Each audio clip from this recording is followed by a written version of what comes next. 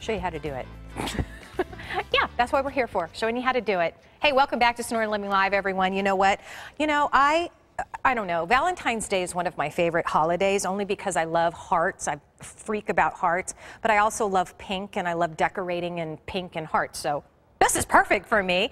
I'm going to show you how to make the cutest little pop-up card, because who does not want to get a handmade card, especially for Valentine's Day? So here's what it looks like when it's all finished, okay?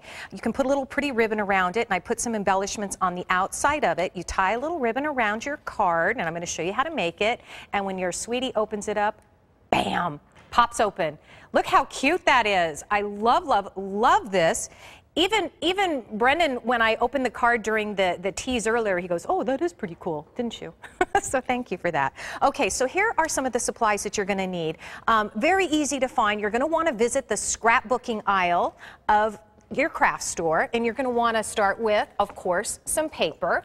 And you can pick up paper. You want 12 by 12 paper. It's scrapbooking paper. You can buy a whole package of it themed for any holiday, including Valentine's Day. Save you some time. Get some pre-made cards and envelopes. Already cut, already pre-folded with the envelopes. Save you a lot of time. Then, of course, you want to get the embellishments. These are all of these embellishments.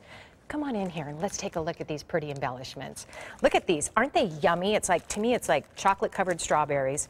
I love it. All different kinds of embellishments, again, in the scrapbooking aisle at the craft store, ribbons, all kinds of things. So here's what you're going to want to do in order to make this pop-up card. Here's what I did. I went ahead and I marked 3 different columns at the fold of my card, okay? I marked them like this, and I cut them with a pair of scissors. And then when you do that, and you open up your card, look, it pops out just like that. And then what I did is I added an extra fold in the center one so that I could create a little shelf so that it would pop out at a different dimension, okay? Now, why does that matter?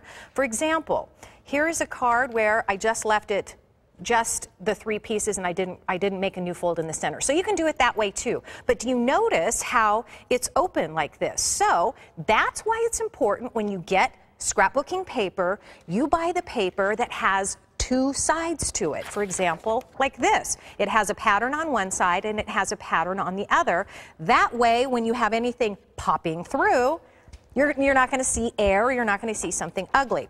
So I went ahead and I cut a piece of paper to match the size of my pre-folded card that I already cut the little slots in. And now all I'm going to do, oh, before I do that, I'm going to distress the inside of it. And I'm going to just take a couple of inks. I'm just going to start with some pink ink. And I like to distress the inside of the card just like this, because it doesn't make it look so perfect and new and shiny. And there's no rhyme or reason behind that. That's the beautiful thing of it. And I'm going to flip my card over. And then this is called an easy runner. And it's basically a tape dispenser. And this is my absolute favorite tool in the whole world. And it rolls out all of the glue that you need. And the reason why this is my favorite, because you can do like swirls and things like that. But you're going to give it a lot of glue, a lot of glue. Then I already cut my card, and I'm just going to lay it inside. And the easiest way to do this is to kind of fold it in like that and then put it in the center. And that way it'll help you kind of position it just where you want it to be, because it is a permanent adhesive, and once you put it on, it's on. Look like that.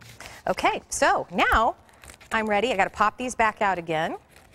And now I'm ready to embellish. So here's how you do this.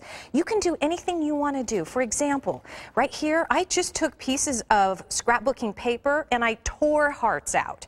These are some embellishments that you can buy that are already pre-cut and everything. So if you don't want to make your own embellishments, you can buy some pieces that are already torn and decorated and cut out. So when you buy papers, if you keep in mind that, you know, like remember the ones I was telling you with they have 2 sides on the front and the back, you can even buy paper. This is called core dimensions, and it has pink on one side and red on the other, so that when you tear the paper, you can actually see the color come through the other side. So I'm going to tear a pattern out of my heart, just like this, and then I use the glue, Susan, to put it in there. So I tore out a little heart there, and then I can just take my runner, just like I showed you there, and put it on the pop-up here, just like that.